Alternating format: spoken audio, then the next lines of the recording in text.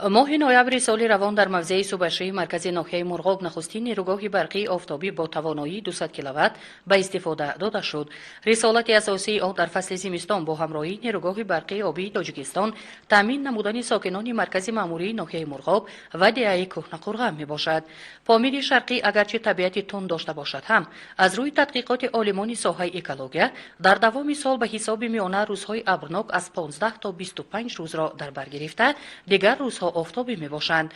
از این رو بنیاد نیروگاه‌های برق آفتابی در حدود ناحیه مرغاب از فایده خالی نیست. از روی اطلاع مهندس برقچی نظیر حیدر و شرایط زندگی ساکنان دهه علیچور را به نوبت گرفته، بنیاد نیروگاه برقی آفتابی نوبتی را در این مکان به نقشه گرفتند.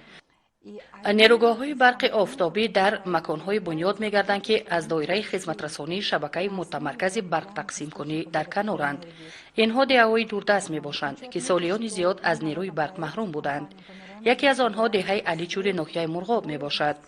عین حال کارهای تحقیقاتی و طرحریزی لایحه بنیاد نیروگاه آینده ادامه یافته در دوام سال انجام می‌یابد.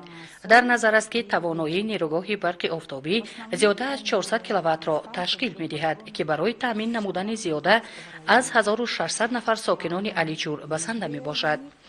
مرحله به مرحله دیگر دهه‌های دوردست ناحیه مرغاب از قبیل بشگنبز، قرقول، شیماق و رنگول هم صاحب نیروگاه‌های برقی آفتابی می‌گردند. علاوه‌اً در دهه‌های دوردست وادی برتنگ و ناحیه‌های راشدقلب و درواز هم نیروگاه‌های برقی آفتابی خرد بنیاد می‌گردند. در نظر است که در دوام 2 سال آینده مسئله با نیروی برق تامین نمودن ساکنان ولایت مختار کوهستانی بدخشان پررا حل می‌گردد.